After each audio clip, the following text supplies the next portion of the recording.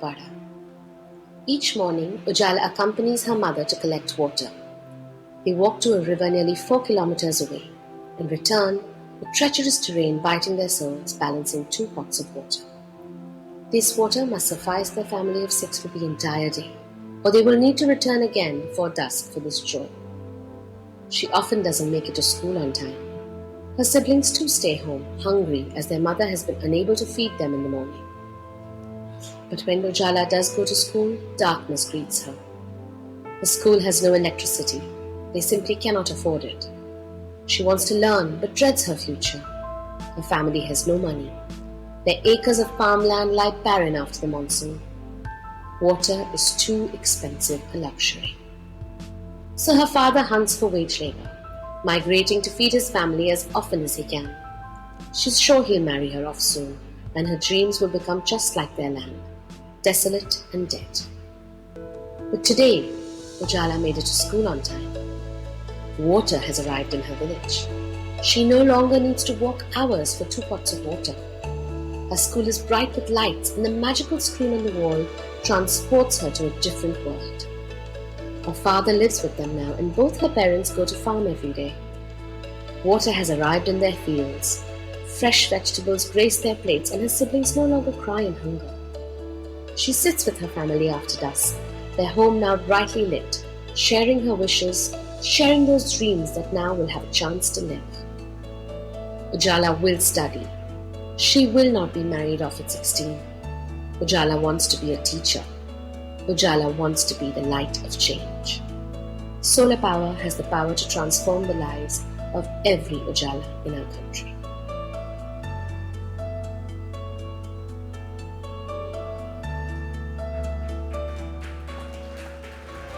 Chirag Rural Development Foundation.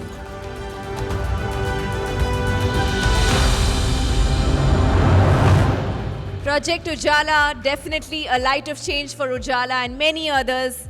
Let us hear it for the Project Chirag team.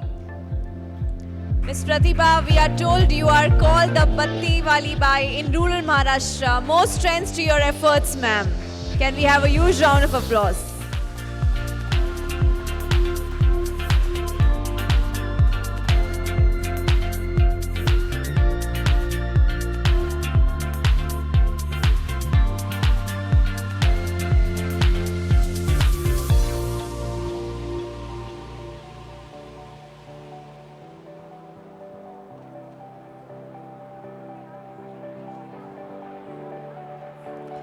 Heartiest congratulations, ma'am.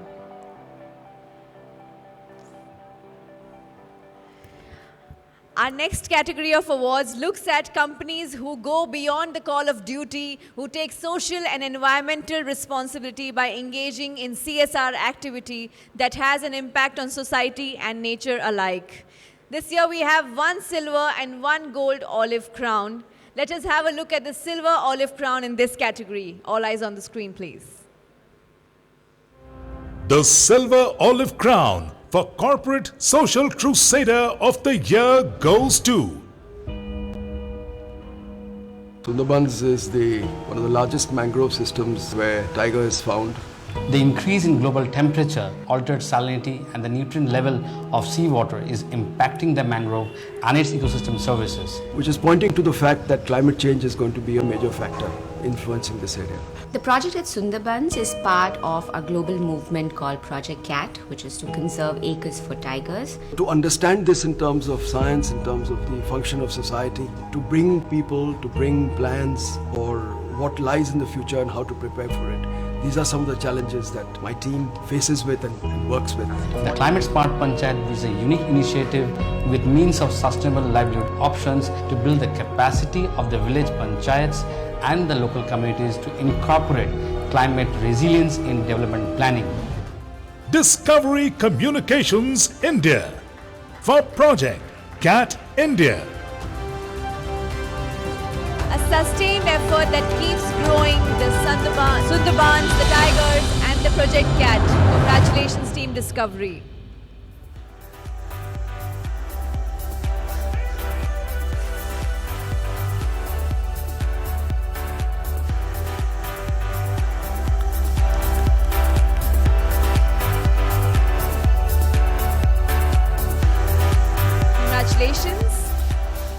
Let us now have a look at the gold olive crown in the category.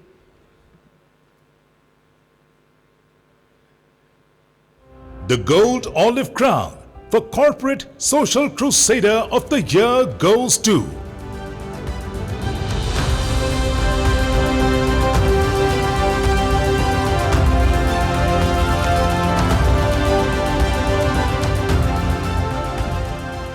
Tata Power Company Limited for Act for Mahasir, 50 years of conservation.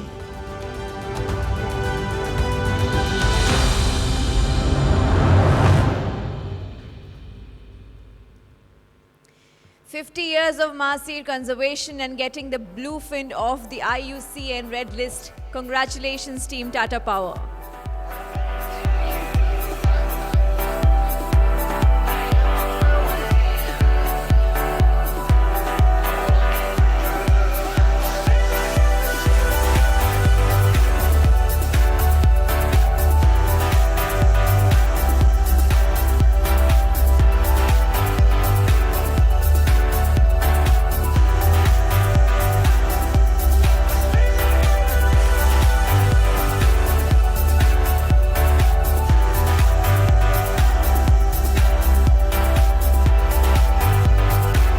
Congratulations and thank you to our presenters. But Mr. Thackeray, may I request you to please wait back with us.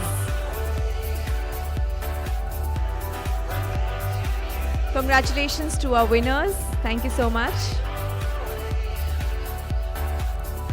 Thank you, presenters. Mr. Thackeray, I would request you to kindly wait here back with us.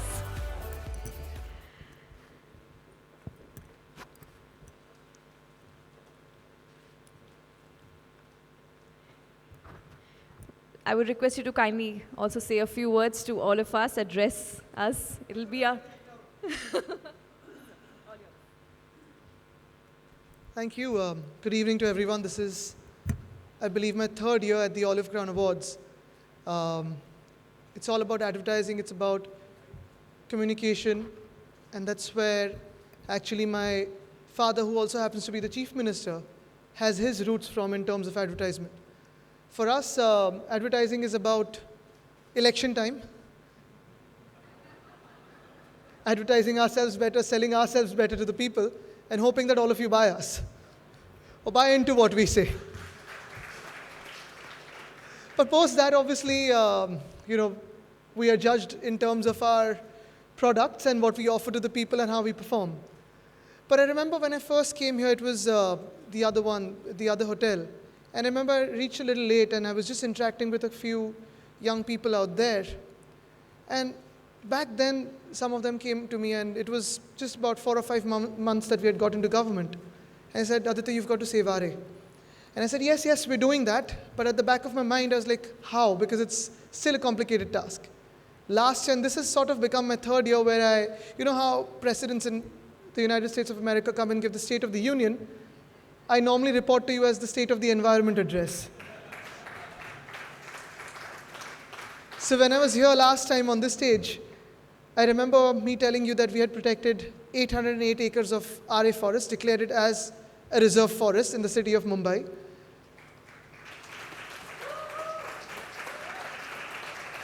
Back then, last year, we also had the pleasure of announcing that we've declared 10 conservation reserves, newly declared as conservation reserves, and 2 sanctuaries. But this year I've got some better news. We've got one site declared as the Flamingo Sanctuary next to Mumbai, between Mumbai and Thane. We've applied for Ramsar site for that. In the coming few months, probably a month or so maximum, we'd be having 24 new conservation reserves coming up in Maharashtra.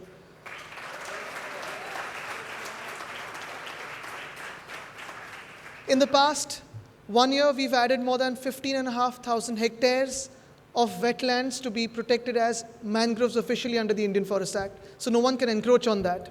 So that is protected now, 15,500 hectares. We've added almost 84 square kilometers to Tadoba, to the core area, shifting out a couple of villages, rehabilitating them better. And as I hear your claps, I am quite confident that in the coming elections, I can sell myself better than I have done before.